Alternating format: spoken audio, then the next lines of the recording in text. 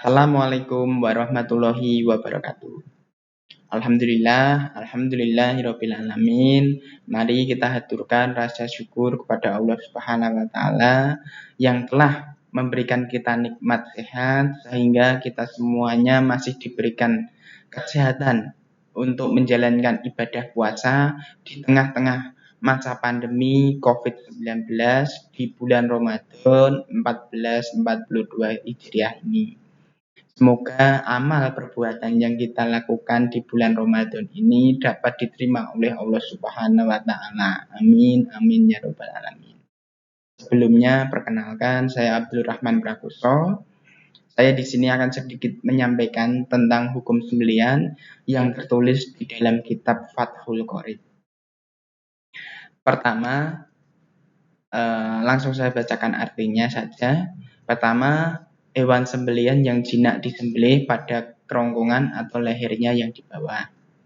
Dan hewan yang liar yang tidak dapat disembelih, maka sembelihannya cukuplah dengan melukainya di mana saja yang dapat dilukai. Sembelihan yang sempurna mencakupi 4 hal. Yang pertama, memutus kerongkongannya. Yang kedua, memutus pembuluh tempat lalu makanan. Yang ketiga, memutus leher kanan dan kiri. Yang keempat, tetapi 2 hal yang mesti harus dilakukan dalam melakukan proses penyembelihan, yaitu dengan memutus kerongkongan dan memutus pembuluh tempat lalu makanan atau tenggorokan. Yang dimaksudkan dengan hewan jinak yang disembelih ini di sini ialah ayam, kambing, lembu, kerbau.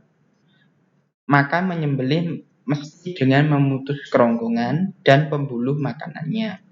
Tetapi kalau hewan liar, seumpama kerbau liar, banteng liar, kijang liar, maka menyembelihnya cukuplah di mana dapat saja sembelihan itu.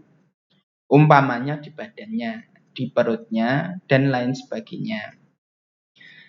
Menyembelih hewan haruslah dengan pisau yang tajam, bukan dengan pisau tumpul atau pisau tulang atau pakai batu dan lain-lain yang sifatnya tumpul. Kemudian selanjutnya, dan boleh menyembelih dengan apa saja yang melukai, kecuali dengan gigi dan kuku. Halal dan boleh dimakan sekalian sembelihan orang muslim dan ahli kitab. Dan tidak halal sembelihan orang majusi dan juga tidak halal sembelihan penyembah berhala. Dengan menyembelih ibunya berarti janin atau anaknya yang dalam perutnya sudah tersembelih pula. Kecuali kalau didapati masih hidup, maka janin tersebut harus disembelih pula. Penjelasannya ialah, bagaimana dikatakan di atas, menyembelih itu haruslah dengan barang tajam, bukan dengan kuku dan bukan pula dengan batu atau barang-barang yang sifatnya tumpul. Sembelihan orang Yahudi dan Nasara masih boleh dimakan oleh orang Islam. Tetapi sembelihan penyembah berhala dan majusi, penyembah api, tidak halal sama sekali. Dengan menyembelih ibunya berarti janin atau anak yang dikandungnya itu secara otomatis sudah tersembelih pula. Bila mana janin yang ada di dalam perut kandungan hewan tersebut belum tersembelih, maka harus disembelih. Kemudian selanjutnya, apa yang dipotong dari tubuh hewan yang hidup, maka hukumnya sama dengan bangkainya kalau mati, kecuali rambut. Maksudnya ialah, anggota badan yang terputus dari hewan yang hidup, baik terputus sendiri atau terputus dengan sembelihannya, maka statusnya serupa dengan bangkai. Kalau bangkainya najis, maka yang terpotong itu juga najis. Namun kalau bangkainya tidak najis, maka yang terpotong itu tidak najis. Bagian anggota badan ikan atau belalang yang terpotong dari bangkainya tidaklah najis. Karena bangkainya kalau mati kan tidak najis. Tetapi anggota ayam atau bebek yang terpotong dari bangkainya itu adalah najis. Karena badannya kalau mati itu adalah najis. Jadi ini adalah kaidah umum. Apa yang terpotong dari tubuh yang hidup sama hukumnya dengan bangkainya yang mati. Dalam hal ini dikecualikan rambut. Rambut tidaklah najis, walaupun rambut hewan yang bangkainya najis jika mati. Selanjutnya, haram memakan hewan yang bertaring, yang taringnya itu dipakainya untuk menerkam. Dan haram memakan burung yang punya kuku kuat, yang kukunya itu dapat melukai. Dan halal bagi orang kelaparan memakan bangkai sekedar untuk menutupi kelaparannya. Ada dua macam bangkai yang halal bagi kita, yaitu bangkai ikan dan bangkai belalang. Dan ada dua darah yang halal, yaitu hati dan limpa. Jadi, sekalian binatang yang punya saing atau taring yang kuat, yang dapat dipakai untuk melukai, seperti singa, harimau berbintik, serigala, beruang, gajah, kera, buaya, dan lain-lain yang serupa haram dimakan.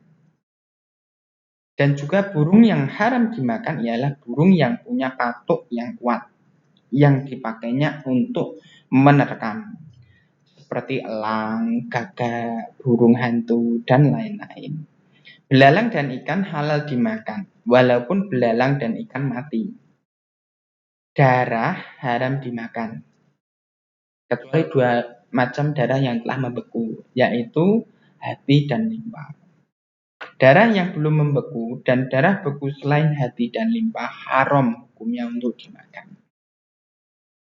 Selanjutnya yaitu tentang kurban. Pasal tentang kurban. Berkurban itu hukumnya sunnah yang sangat dianjurkan atau sunnah muakkad. Dan dilakukan dengan domba yang berumur setahun lebih, kambing yang berumur 2 tahun lebih, unta yang berumur 5 tahun lebih, atau sapi yang berumur 2 tahun lebih. Ekor unta boleh untuk 7 orang, begitu juga seekor sapi, dan kambing untuk seorang. Ada 4 macam hewan yang tidak cukup untuk berkurban, yaitu binatang yang celek atau yang terang celeknya, hewan yang pincang, binatang yang sakit, dan binatang yang kurus, yang telah hilang sumsumnya karena kurus kering. Boleh juga dan memadai kambing dikebiri dan yang patah tanduknya, tetapi tidak cukup yang putus telinga dan putus ekornya. Nampaknya harus binatang yang sehat-sehat, jangan yang pincang, jangan yang buta mata, jangan yang sakit, jangan yang kurus kering, dan jangan pula yang potong telinganya atau putus ekornya. Syarat-syarat ini sangat penting dalam pelaksanaan ibadah kurban. Kemudian selanjutnya ialah terkait dengan waktu penyembelihan kurban. Ialah dimulai dari waktu sembahyang atau sholat hari raya Idul Adha atau 9 Dzulhijjah sampai terbenam matahari pada hari tasyrik 12 Dzulhijjah. Hal-hal yang sunnah dilakukan ketika menyembelih itu ada 5. Yang pertama membaca basmalah, sholawat untuk Nabi, menghadap kiblat, takbir 3 kali, dan berdoa kepada Tuhan untuk diterima kurban itu. Dan janganlah yang berkurban memakan daging kurban nazar atau kurban wajib, dan boleh memakan kurban yang sunnah. Tidak boleh